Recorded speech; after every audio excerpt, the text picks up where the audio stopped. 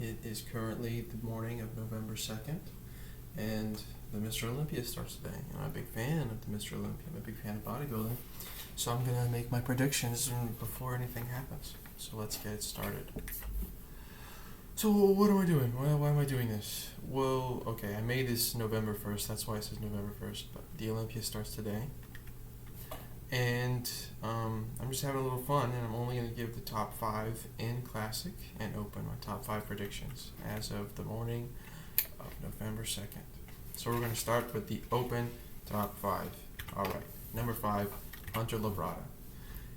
He looks great. I mean, I don't know, there's not much to say about Hunter Labrada.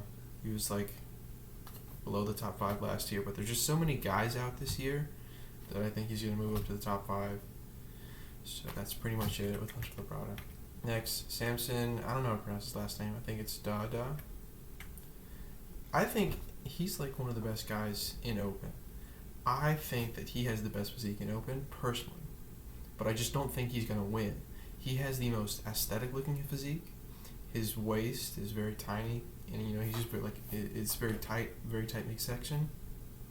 But I don't think that's going to win him the Olympia because, I don't know, like they're so size focused in the Open, so I think he's going to get a solid 4 because he's made some major improvements, especially just all around, so that's what I think. Let's see, next one, Adi Chupin. So he did win last year, but he posted this update where, this picture right here, I think he said the caption was like 8 weeks out update, and something. Anyways, this was 8 weeks out. He looks stage ready. Like, that's very lean. And in order to I don't know, that's 2 months away where he's already stage ready. So I don't know. I don't think that's like beneficial for him. Like, he probably lost some muscle, or he probably had to cut back on conditioning and stay at maintenance for a while and then go back. It's like, I don't know, like I feel like he might have just like screwed up with that. Anyways, that's why I put him in 3rd. I still think he's to be top 3, but I don't think he's gonna win. Now 2, Brandon Curry. This is kind of like my wild card here. I think he's gonna get 2nd, just because 1, I like his physique so much. As you can see, once again, he has a very tight midsection. His waist small compared to the rest of his body and compared to the other competitors, and I like his physique a lot. So I think he's just gonna get up there because he did win before. He was the Mr. Olympia, I think, in 2020. Yeah, 2020, something like that.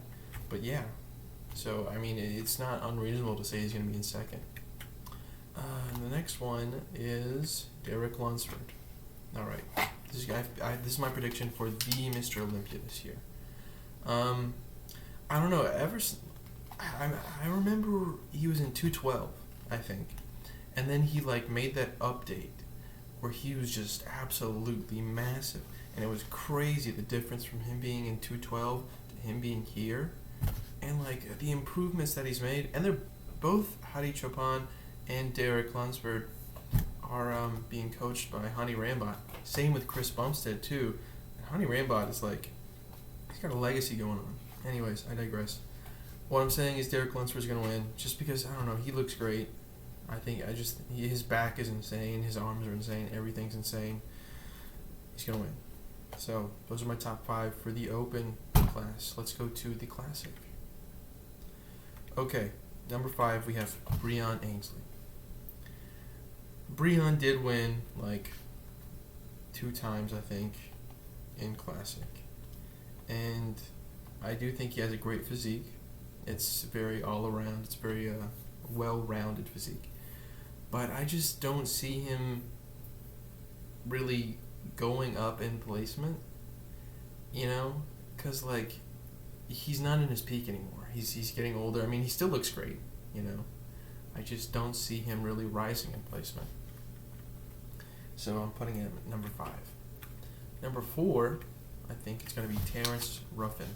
Now, last year, he really kind of he went from 2nd place to 2 years ago to 6th place 1 year ago. and that was like a major drop. And I think it's because last year he came in not making weight. He was overweight, so he had to like run around for a couple hours to lose weight. And I really think I messed him up. But I'm putting him in 4th place. I do think he'll bring a better package this year, but I'm putting him in 4th place just because I don't know. Ramon Dino was such a big competitor last year, and also Urs improved so much, and that's what I'm going to get into in 3 and 2 and 1. So Ramon Dino for number 3. Now he was 2nd last year, but I'm putting him number 3 because 1, he hasn't made any update this year. No physique update at all. This is what he posted on Instagram like a couple weeks ago. I mean, like, from what I can see, he looks great, but like, I don't know, like, there's not much to judge off of. And it's kind of cool being sneaky, but also at the same time it's kind of boring. Like, just post an update, dude. It's not going to do you any damage. Anyways, you might be wondering why is he not in 2nd. Well, that's because I think Urs made such a big improvement this year. He's grown in size, like crazy amount. And one big thing is that last year, his arms, this is kind of like a signature weak point of his. His arms are very small. I mean, not very small. I mean, obviously they're bigger than 99% of people. But they were a lot smaller compared to the rest of his body. They look kind of skinny compared to his chest and back. But as you can see right here, I mean, like, it looks very balanced out. So I think he's going to go 2nd this year. So now, for number 1, we have Becker Bargathy. I'm going to win. No, it's Chris Bumstead. I mean, like, he also hasn't made any, like, significant updates in the past couple of weeks, but I don't know. I just don't see him losing. He won last year with a bicep tear. I mean, if he can do that and now he's on his A game, I just don't see anyone beating him. Because, like, I don't know, Urs still has some weak points. Ramon, his physique is kind of, if you go back, can't really see it here, but I just feel like his physique is kind of disproportionate. Like, it was similar to Mike Mentzer's, where his shoulders are kind of weird, and, like, his forearms are super huge for some reason. And, like, it really, like, imbalances his physique. Like, the proportions just, like, don't look that great. Whereas, I don't know, Chris is, like, an all-around guy. He's just going to win, I think. That's all.